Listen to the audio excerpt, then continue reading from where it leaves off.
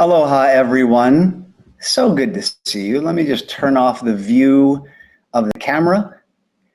You guys can see me, but I don't need to see me.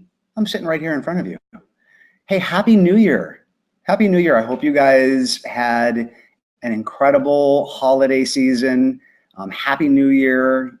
I hope that you have had an incredible start to 2018. It so far seems like a really amazing year. I mean, it feels really good, nice energy. Got a great group on here. We had over 600 people registering for this. Argel's on here.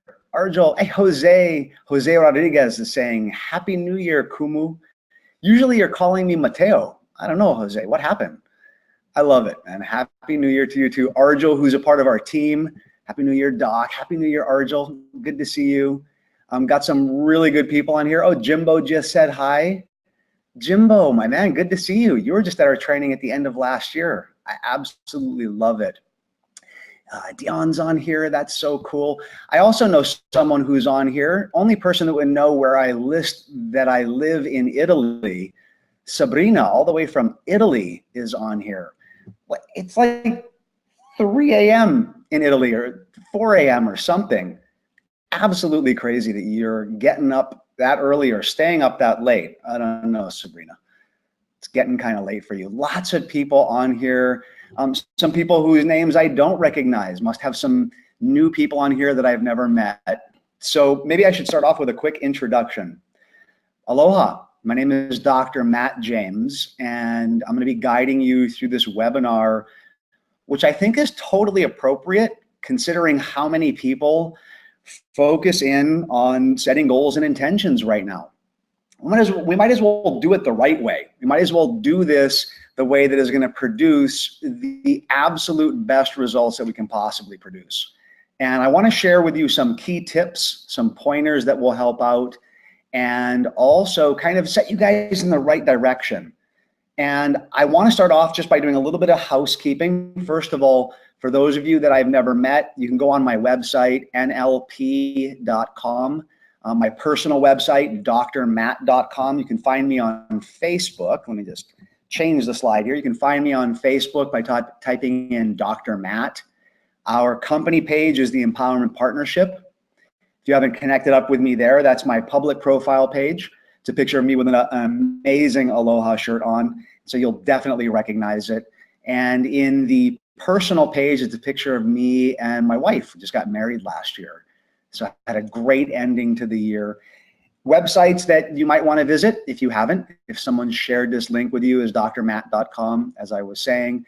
Our main company website, empowermentpartnership.com, you can check that out. And also nlp.com, huna.com. And if you want to send my team an email, you can send it to drmatt@nlp.com. And that's just ways to connect up with us, ways to remain in contact. Every Monday, I post a new audio to my podcast. And if you subscribe to drmatt.com, you'll get an alert anytime one of my blogs at Psychology Today or Huffington Post are put up there. And anytime a new podcast is put up there, you'll get an alert as well. It's just a bunch of free information for you guys to have. And for those of you that I haven't met, this is what, 2018. Goodness. We are celebrating our 36th year in business. I've been a part of the company for 26 of those years. And I started my time in the field of neuro-linguistic programming back at the age of 11 and have had an incredible journey, had ups and downs, and had amazing experiences and not so amazing experiences. It's all about life, right? Sometimes you can think that you're heading in the right direction only to find that you're not. It's easy to run into a wall sometimes or a ditch. Neuro-linguistic programming is a study of how language affects the nervous system. One of the biggest gifts that comes from NLP is the ability to look outside yourself and find a model of excellence and emulate that in order to achieve success in your life. My son, who I'm so very proud of, an incredible young man now, turned 18 last year. He's a senior in high school, wrapping up. And 4.5 years ago, he started at the school that he's at, Hawaii Prep Academy, over on the Big Island of Hawaii. And they require you to play a sport. And I said to Ethan, what sport do you want to play? He had not played a lot of sports, had a little bit of golf when he was younger. And he said, Dad, I want to play tennis. You played tennis. I really enjoy tennis. And I'm like, okay, well, you haven't really played a lot. You haven't, done a lot of tennis. And the school that you're going to doesn't have a junior varsity team. They only have a varsity. And do they even let freshmen on the varsity team? He said, yeah, I already looked into that. They let one freshman on, and there's about a dozen kids who are possibly trying out for that one spot. And I want to go for it. So that summer, he took a couple of lessons while he was visiting relatives in Honolulu and began to build up some confidence, some basic skills. And I said to him, because the tennis season wasn't starting till later on in the year, I said, Ethan, you have this entire semester to practice, but more so than practicing, what is your goal? What is your intention? What is it that you want to achieve? And I took him through kind of like a lighter version of what I'm going to be sharing with you guys here tonight to help him really fine tune. What are you putting out there in the future, Ethan? What is it that you are? We put out this big picture concept, this idea of who we wanted to be, gave him a direction, and then we set some very specific end goals, things that he could achieve, little things each step of the way. And one of the targets that we set was that he would look for someone who he could emulate. And he's like, well, the senior, he plays really well. I should emulate him. I said, well, let's take a step back for a moment. You're a freshman and you're trying to get that one spot on the varsity team that they give out to one freshman.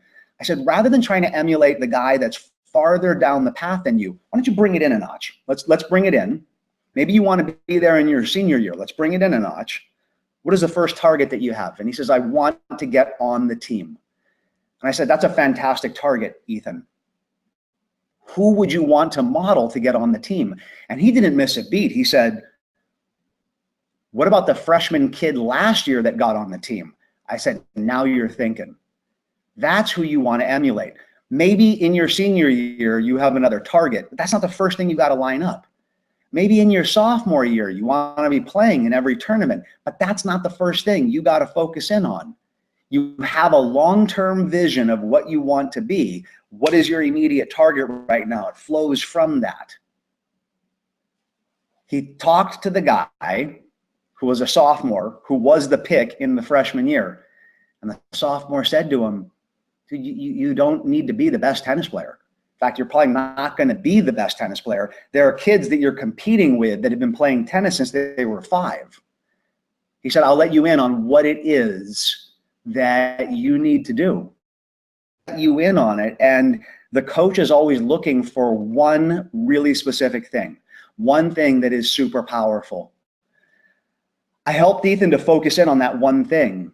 And by setting this long-term goal, this intention, what it did was it created a ton of passion and drive.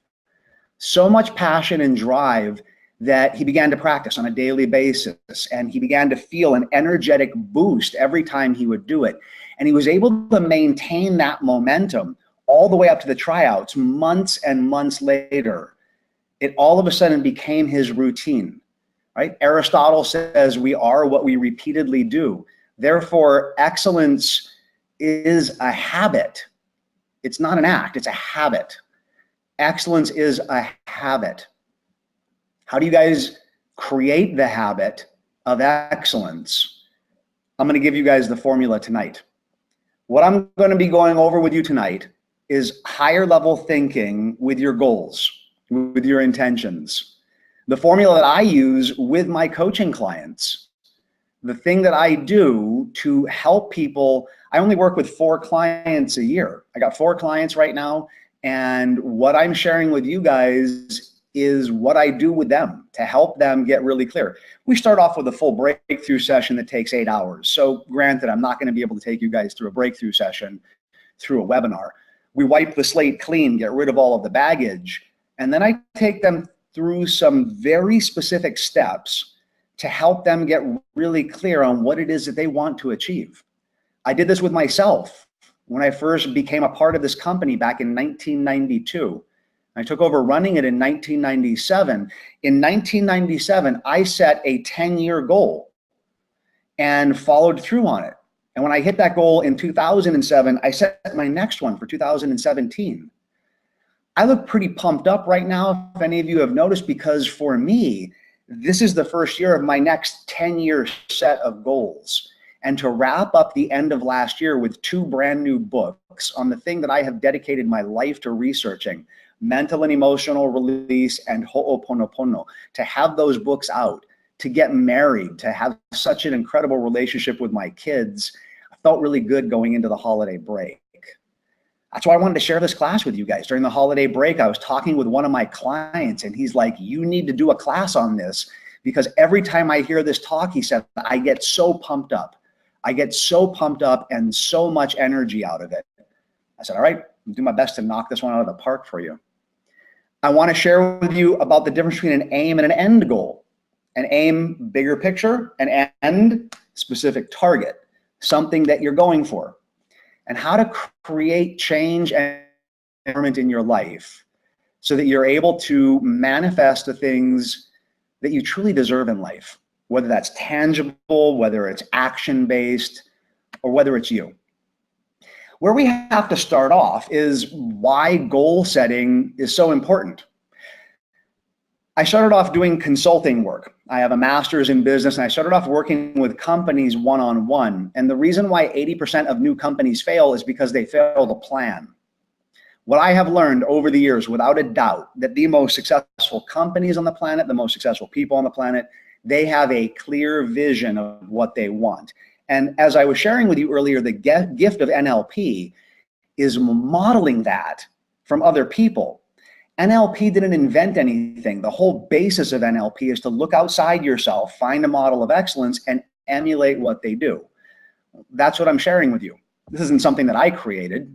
I've gotten to work with people whose net worth is in the 9 figures. I've gotten to work with professional athletes. I've gotten to work with people who are in the top 10 of Keller Williams agents, 180,000 agents, the top 10. And I will tell you time and time again, with or without NLP, the people that are successful are the ones that are doing this. Either they learned it along the way, they just figured it out on their own, or they emulated someone else who does this formula. And it begins with something, really big picture. It begins with a concept of energy. So I got to start off with energy. Now, before you start thinking he's going to start talking about woo-woo energy, he's wearing this aloha-ish shirt. I don't know if this constitutes an aloha shirt. It's waves. That works. I'm not going to get into meditation right now. I've done other webinars on that. Go watch them. I'm not going to get into the forgiveness technique. I want to talk to you about physics. This table, the wall behind you, or behind me, in front of you. The entire universe. I was watching this documentary on physics. I'm not a big fan of physics. I'm a doctor of integrative health, integrative psychology. I was about to change the channel, and this physicist, not a quantum physicist, not a spiritual guy, this physicist said, everything in the entire universe is energy. Everything. And everything boils down to 3 basic energies. The energy of creation, you create this building, he said. The energy of transformation, the building changes, the cement settles. And the energy of completion, where you tear the building down, which sparks off a new creation. And he said energy cannot be created or destroyed. It can only be moved through these 3 cycles. In terms of you, creation energy is being. Like bringing something into being, like a house. Transformation energy is doing. It's the act of this house, the paint deteriorating, the atoms in the walls beginning to slowly decay, the cement settling and cracking. That's doing. Having is completion energy. After you have completed doing something, you have a tangible result. So these three basic energies boil down to be, do, and have. Being energy, that is creation. Doing energy, that's transformation, change, action-based. Having is completion energy, which sparks a new being. Now, hang on for just a moment. I'm going somewhere with this. This is really important. In everything around the entire universe, it goes through these three energies. Physical, tangible objects go through creation, transformation, completion. In quantum physics, looking deeper into the quantum, into the tiniest particles that make up everything that exists, you find a level of energy that goes through these cycles. Every spiritual teaching around the planet has focused on these three energies since the beginning of time.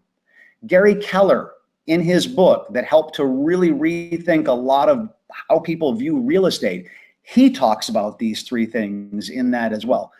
People who know their stuff understand this basic concept here. More importantly than understanding it from an energy perspective, what the hell does this have to do with you? Well, something really important. You see, in Western society, we got this backwards. In Western society, we focus on first. We're told by our parents, by the media, by whomever, if you just have a car, if you just have this, if you have that, you'll find happiness. It doesn't work that way. Some people wake up and they go, what am I supposed to do with my life? And they try doing different things. They do one thing, they do another, and then one day they wake up and they go, hold on, man, what's the whole purpose for being here? Who am I supposed to be in this lifetime? In ancient cultures and successful people in modern culture, they focus on be, do, have, because that's how the energy rolls. We're not human havings, we're not human doings, we're human beings.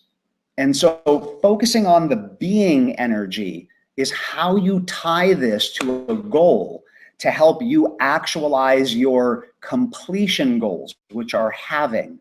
The tangible things that you want to have, they energetically need to flow from being. Otherwise, you miss the target, or when you get the thing that you're going for, you don't have any satisfaction. I've been there. I've manifested things and then looked back at it and gone, oh, why did I even bother doing this? Have any of you guys ever thought about that? Have you guys ever achieved something and sat there and gone, why the hell did I do this to begin with? Not everyone. I've met some people that are like, oh, hell no. Maybe you got your stuff figured out. You don't need to be on this webinar. For the rest of us, this is important to understand that energy is a trickle-down effect. The Hawaiian system of Huna called it the lesson of mastery, that you're trickling down the energy from your spiritual aspect. And if you don't like the word spiritual, put the word religious in there, or just put regular old raw energy. Go to my YouTube channel and check out my webinars on energy and Ho'oponopono, where I just simply break down what energy is. That energy trickles down through your mind. That's your beliefs, that's your focus. It's what you pay attention to. It filters down through your emotional body and either activates a ton of baggage or it ignites your motivation. That lands in the physical and creates your having, your physical manifestation. So how these three things apply to goal setting is the second requisite, the second thing that you need to do to create change. Richard Branson, in a Yahoo Finance article, talked about how he lost the contract for British Rail. Those of you that have done my practitioner training with me, I know you've heard this before, and there's a bunch of people on here. We've got a couple hundred people on here that some of them have not heard this. So bear with me. I'll make this story really short. It's easy for you to say. Richard Branson on Yahoo Finance was being interviewed by a guy and said, what's one of the most difficult things you've experienced? He said, we lost the contract to British Rail. And the interviewer said, what happened? He said, I got pissed off. I blew up. I was ready to tear everything down. He said, and I needed to let go of my stuff. I needed to just be free of my baggage, because you don't make any decisions when you're angry. That right there, if you're going to model excellence, I mean, maybe you don't want to own an airline or a record company, and people who are successful, their strategies are worth emulating. Don't do things when you're pissed off. I mean, that's common sense. I could drop the doctor hat on and explain why, but I think let's just use common sense. Act on anger, sadness, fear, hurt, guilt doesn't always produce the best result. Sometimes it can, but for the most part, it doesn't. He said, once I got let go of my baggage, once I was clear and feeling free of the baggage, he said I had to relook at my goal. Do I want to have British Rail, or is it my time to get the hell out of here? He said, I decided I wanted to still have the British Rail contract. I still wanted to run the railroads there. He said, so I had only one course of action, and I began to take it. He said, I decided to sue the British government. So I called up my friend, an attorney, and the attorney said, you're crazy, Richard. And he said, I'll go hire another attorney. Either get on my team or get out of my way. That's focus. See, the 4 things, you got to do 4 things to create change in your life, not one. People wish all the time I could just let go of my baggage and everything would be perfect. It doesn't work that way. You got to do these 4 things. Let go of baggage, create a clear target, take action, focus on what you want. We're honing in on this second one on this webinar. There's a couple hundred webinars up on my YouTube channel that you can go take a look at, where I've talked about the other ones. At the end of last year, I talked about releasing baggage. You guys can go check that out. I've talked about taking action before. Let's focus in on number 2. So in this second one, there's a specific formula that I use that I have helped people who have had no money. This one guy that came to coach with me, who drained his bank account to work with me one-on-one, and 2 months later was handed $1 million check to run an angel investment, to go out there and do seed investment for really amazing companies that are wanting to make a difference on this planet. The return on his investment was incredible. I've had people work with me one-on-one, put all in, and get incredible results, because at number 2, I follow a very specific formula related to energy. Be, do, have. Being energy is what we call an avatar. So the first part of your goal is to figure out, who do I want to be? You don't necessarily have to have a ton of detail on this. Let's talk about the importance of it. First of all, what the heck is an avatar? Yeah, we use the term from the movie with them blue people running around on that moon that circled Jupiter or some other planet. Before we used the term avatar, it was the ideal self. The buzzword in personal growth, or the word that I would use, is the ideal self. A lot of people use the term avatar now, and kind of like the movie where that guy would plug into the avatar and become the avatar. That's the idea. The idea is, in 5 years from now, 10 years is kind of the average, even as far out as 20 years with a couple of my clients. Let's just use the term 10 years. In 10 years, who do I want to be? And then you don't just talk about tangible having. No, who do you want to be as an individual? No having. I don't put anything in there about having a car, having a house. That's not the avatar. The avatar is, who would be your ideal you in 10 years? Just think about that for a moment. Imagine if you could look back 10 years ago on your timeline. What would you say to that person 10 years ago? What should they start doing? It's a powerful thing to think about. I would go back and tell my 10-year-ago self at the age of 36, keep going. Keep going. Just keep doing what you're doing. I'd give myself a ton of encouragement. I'd give myself a ton of just, everything's going to be good. 10 years ago, hit a couple of rough patches with a company, with a lot of different areas of life. Doesn't matter how long you've been doing this stuff. You can have some low points. Sometimes things get dark. I would also tell myself to keep focusing on what I'm doing every single day, because who you're going to become, you'll be happy with it. You'll be thrilled with it. Being are words that have to do with your values. Being are states that you want to be in, experiences that you want to be in. Being is all about who are you going to step into 10 years from now, that ideal self, that ideal you. And don't just look at it from a physical perspective. What about emotional? I remember 10 years ago when I had set my 10-year avatar, one of the things that I was dealing with back then was up and down emotions, like waves coming in. Oh, how appropriate. I wore a shirt with waves on it. My waves of emotions back 2005, 2006, 2007, sometimes I'd feel like I was drowning.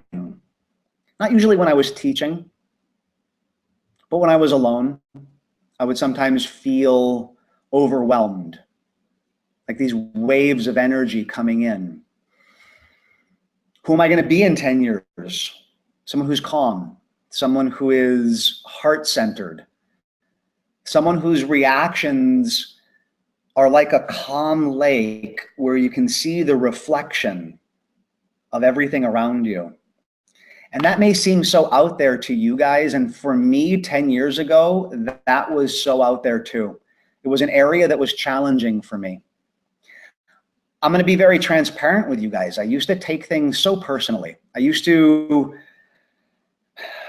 remember running my very first HUNA training as the lead trainer. I had been teaching at HUNA since 1998.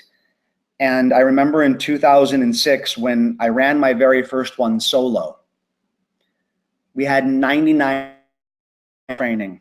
98 of them wrote some of the most incredible, beautiful, amazing things. And one person wrote in their feedback some of the most horrific, scathing, made my heart wrench, made me question why I do what I do. I wasn't yet 100% congruent in me, in my being. I wasn't 100% pono, right with who I am. I remember feeling this wave of emotion come over me, and I'm like, why should I even do this? Why should I bother? I like live groups because this would be a time in the training where I'd look out. And how many of you guys ever thought that before? Throwing in the towel in a relationship, in a career, in your fitness, throwing in the towel and just being like, I'm walking. And for me, it was because of my emotions. So I put out there 10 years later, I'm a person who is practicing the techniques and calm in my emotions. And it's evident in my experiences from moment to moment that I'm practicing joy, love, heart-centered approaches to students, and that I can stand in the face of something and feel totally at peace. And it was so amazing. Last year at the Empowering Your Life weekend, I was teaching with my wife. This lady's baggage came up, and she walked up to me at the end of the second day, and she looked at me, and there were assistants standing around. Tris, my wife, was standing next, and the lady looked at me and she said, I don't like you at all. You have lit up my baggage. You remind me of my father, and I am just, she's like, I am in my baggage, and I'm needing to tell you this, even though I know you're not the reason for it, but I'm putting it all on you. And I remember as she was saying all of this, I stood there. I was like, I feel for her. And I was grateful that she was sharing it. My heart opened up. And in my mind, I was like, I'm calm. The old me would have like lost it on some level. And she got done. And she was breathing heavy. And I went, thank you so much for sharing that. I said, I'm glad that the space was calm enough for you to share that. And thank you. That was it. She just stared at me. Tris then looked at her and said, you need to let go of some baggage. You openly admit it's not him. And she's like, I'm not defending him. She's like, you got to feel whatever you got to feel. But you need to go home and do Ho'oponopono. You need to do this. You need to do that. And she did. And God bless her, man. She came in the next day and she stood up in front of everyone. And she said, I just need to share this with everyone. She said, I was terrible to you yesterday. And she pointed at me. She said, please forgive me. I was venting, and she said, I've never seen anyone hold space the way you did. She said, you're a gift. I said, oh, it took 10 years to get that gift, I promise. It took 10, a build up to it. working at it every day, practicing what I practice, doing what I share with you guys, man. Things aren't perfect for me all the time. We all got to work at stuff. You guys don't get to use me as an excuse. I've had people say, well, you were born with NLP. No, I wasn't. I work at this stuff. And I put that vision of who I want to be out there. You want to have a mental vision. It's not just physical and emotional, it's mental. Your mind. What kind of mind do you want? What kind of focus do you want? What do you want to know about yourself mentally? And then, of course, spiritually or energetically or religious. Your avatar is spiritual, mental, emotional, and physical, who you're going to be. If 10 years is too far in the future, I had one client say to me, I can't think 10 years, then do 5. If 10 years is too soon, do 20. The average is 10. Like when I interview people who are already successful, they tend to do 10-year chunks. I think because of that whole decade thing, you know, learning in school about decades, we break things down like that, whatever it is. Here's what I want you to do. Pick the amount of years that's right for you and focus on being. Who you want to be sparks the next thing that you do in your goal. And that is separate out an aim from an end. An aim is a target. An aim is something that you are using as kind of like a barometer. You may never reach it. So for example, in the mid-90s, a 5'9" guy by the name of Dr. Matt James hit obesity. I was 235 pounds, and on a 5'9" frame, that's obese. I was in the worst shape I could possibly be in. I began to do breakthroughs. So I did a breakthrough.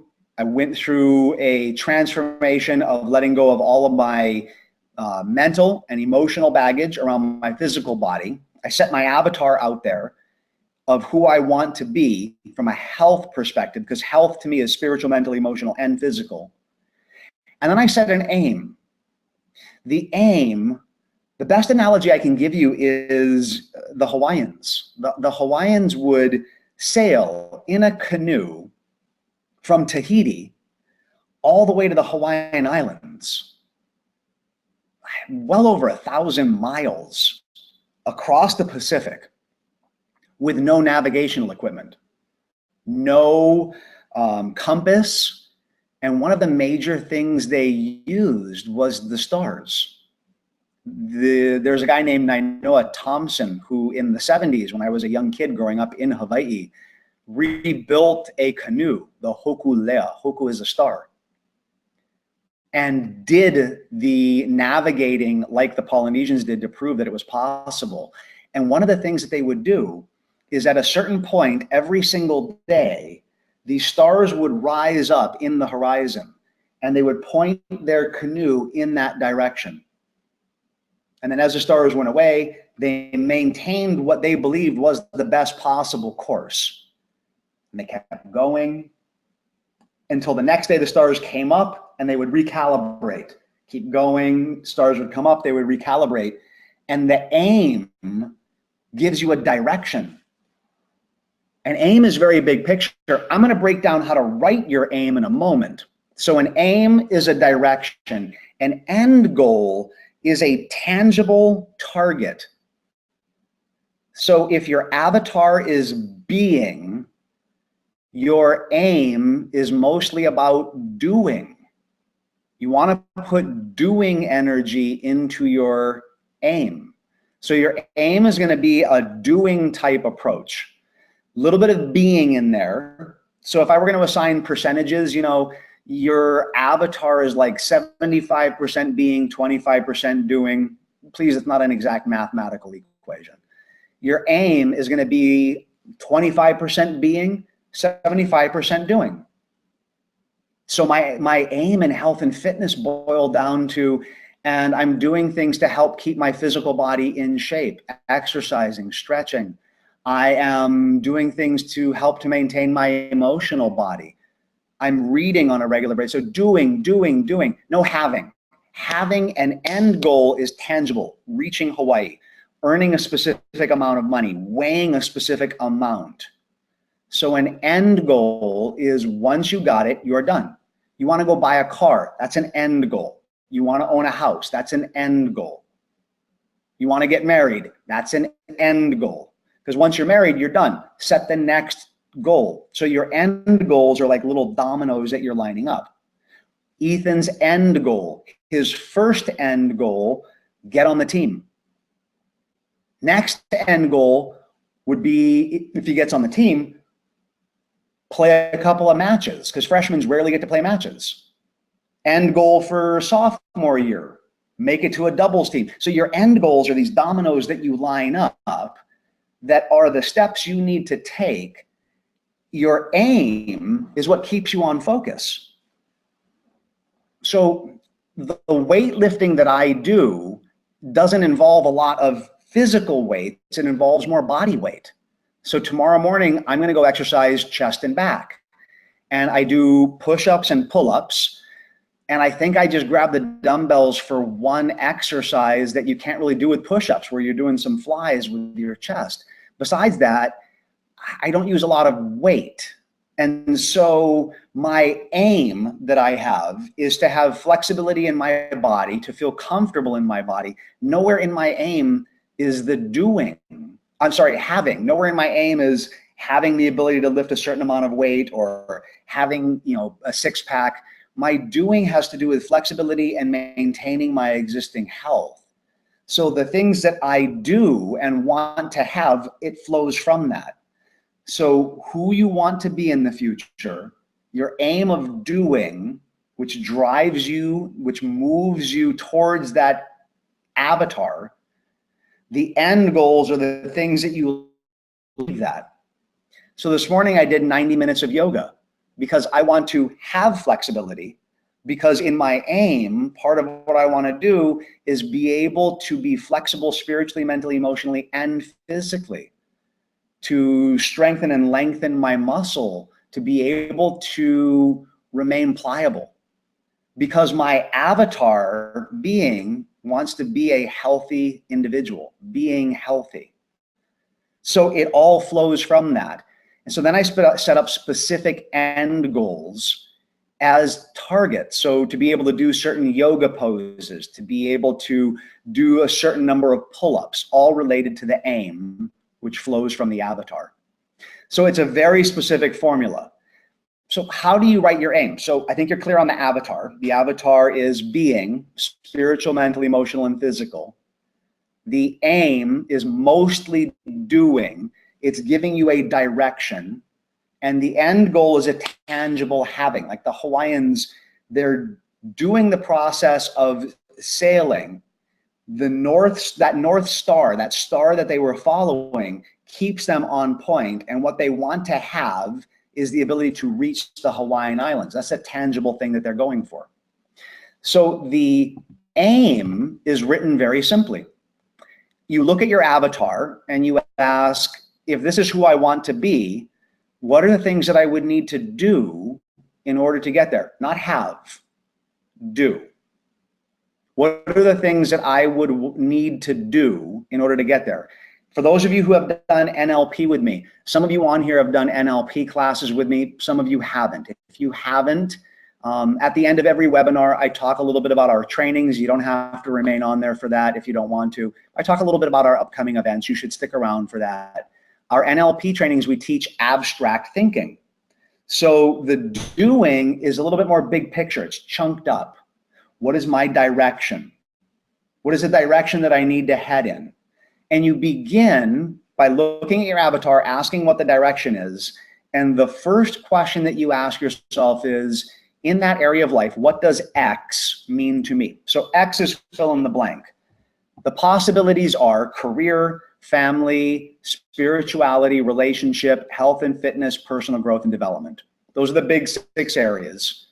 And so, for example, with all of my clients that I'm working with right now, they're all working on career. So I asked them, I said, you need to define your aim. And to begin defining your aim, what does it mean to have a purposeful, successful, empowered career? That's what the X is. What does it mean to have Consistent, incredible health. I said to a client that I had last year, we were working on health and fitness. What does it mean to have a loving, caring, incredible relationship? Client that I was working with 2 years ago who was working on relationships. So you're taking whichever area of life you're working on, and what you do is you ask yourself, what does that mean to me? And you write a paragraph on it. So if you were sitting there going, please put the old slide back up, this is what was on there before, the little pie chart thinger. And this right here is just adding to it, right? So you look at your avatar and you ask yourself, what is my direction? And I learned this the hard way with health and fitness. With health and fitness, I tried to do having, doing, being. Having, I wanted to have a six-pack. I wanted to have the ability to bench press 200 pounds. I don't know, a student said to me, you should be able to bench press your weight. I got all caught up in my head. And when I bench pressed 195 pounds, I was like, so what?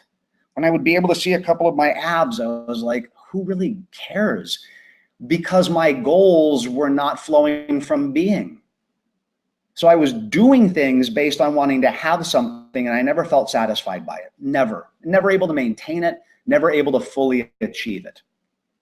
So I built my avatar. Who do I want to be in 10 years? I put in there the qualities that I wanted to be from a health perspective. Then I set my aim, and I started off by saying, what does it mean to have, what does X mean to me? A healthy, credible experience with my body, emotion, mind, and spirit. What does a successful and incredible health and fitness mean to me? And I wrote a paragraph defining it. And when I looked at the paragraph, nowhere in that paragraph had anything to do with looks.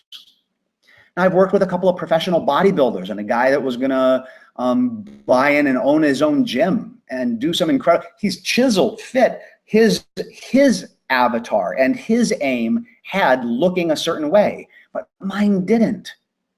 Mine didn't. It's not that I want to be ugly or disheveled, you know. It wasn't a major focus for me. So I defined health and fitness, not GQ's definition, not Oprah's definition, Cosmopolitan, none of those things. What does health and fitness mean to you? And what does incredible health and fitness mean to you? I wrote a paragraph about that. Then I wrote 2 paragraphs on why I want to have that incredible health and fitness. This is what I do with my clients. Looking at your avatar, what does it mean to have a successful, empowered career? What does it mean to you? Write a paragraph on it. Now write a couple paragraphs on why you want that.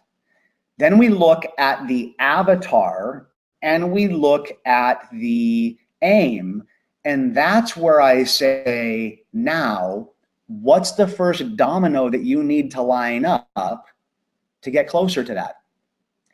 I love setting 1-year goals. My VP, my vice president for the Empowerment Partnership, which is the name of my company, Janice, she's over here in San Diego. We're gonna go have dinner tonight. I've been meeting with her since 10 a.m. this morning, and we're looking at our 2018 goals. So yeah, I have a 10-year avatar out there. I have a 10-year vision for the company out there. And what's the dominoes we need to hit this year? What do we need to have happen this year to move 1 year closer? So 2019, we're 9 years away, and 8 and 7 and 6. And that's what I've done consistently for 2 decades now, 97 to 07, 07 to 17, and I'm starting my next 10.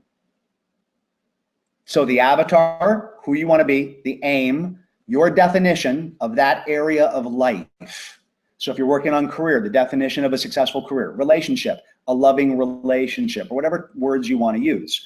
And then, why do you want it? Your why is your motivation. I should do a whole webinar on how to maintain your motivation and purposeful practice. Arjul's will remind me of that. I should do a webinar on how to maintain your motivation and have purposeful practice. We'll handle that one later. That's action. We're not on action yet. So once you have your why, that's like your motivational hot button. Here's why I want it.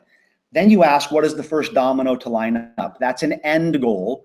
And at the end of last year, I did a webinar on SMART goaling, which is how to create a very clear end goal. Go watch the SMART goal webinar if you want to learn how to set the end goal. I'm teaching the bigger chunk stuff right now.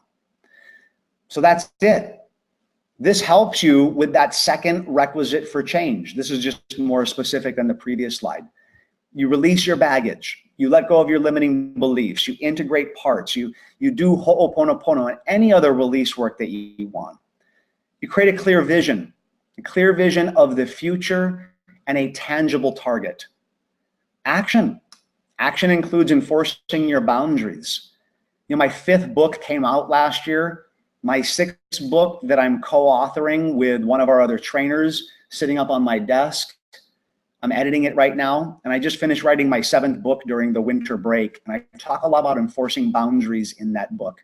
I talk a lot about that because it's an important part of action. And then while you're taking action and enforcing your boundaries, you focus on the positive. Be optimistic. See that glass as half full. And that's what you got to do to create change. So let's begin to wrap up because I want to save some time for questions. I always love questions. And for those of you that have never done this webinar, hang on just a moment before you get off. Got a free gift for you guys, something we haven't given away for a while, which will totally help you out with your goals. So here are the tips. Start off with your avatar. Have a 5 to 10 year vision of who you want to be. Create your aim. Define your direction. You can, I put in parentheses here, you can revise your avatar at this point. With some of my clients, after they write their aim, they go, I need to tweak my avatar a little bit. I need to get it a little bit clearer because now that I have a little bit more understanding of doing, I want to go back and just make sure it fits together. Totally appropriate to do. In fact, once you do your avatar and your aim, you don't need to usually remake them. You just kind of re-clarify them every 10 years. Once you do the initial work, those are easy. The end goals, once you achieve one, you set the next one. Domino's done, next one. Domino, next one. And like dominoes, you gain momentum, right? It gains speed and momentum. Once you have that avatar and aim, and get your end goal, plug it in and get going. Take some action and begin to achieve it. It will absolutely transform your life.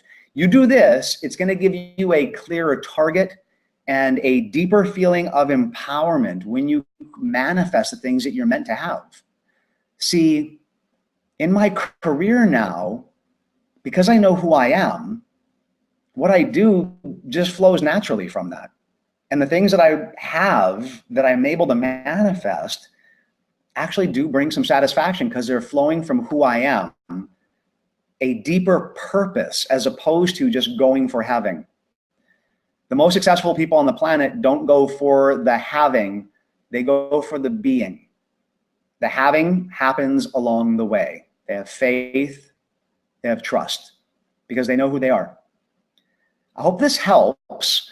One of the things that we do at the end of our webinars, if you're new to this, is to give you guys something. It's part culture.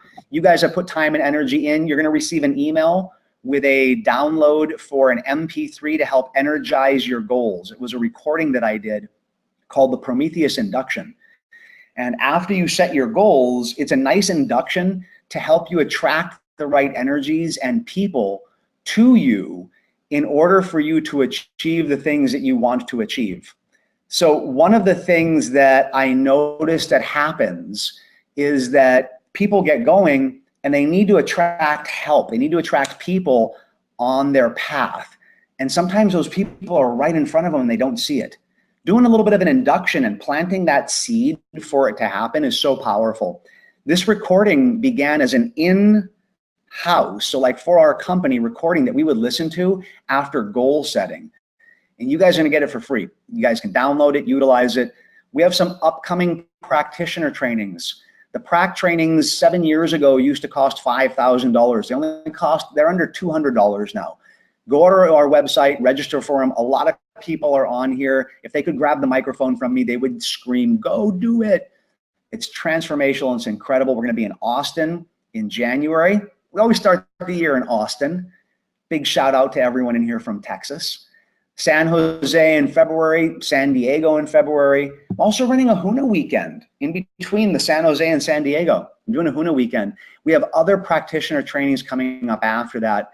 Also doing an Empowering Your Life weekend with my wife. Trish and I are going to be co-teaching that in March on the 2nd, 3rd, and 4th in Newport Beach.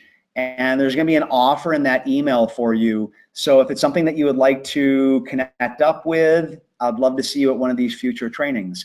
Oh, and before I take questions, because someone posted in here, what the hell happened to Ethan? I know, I was getting to that.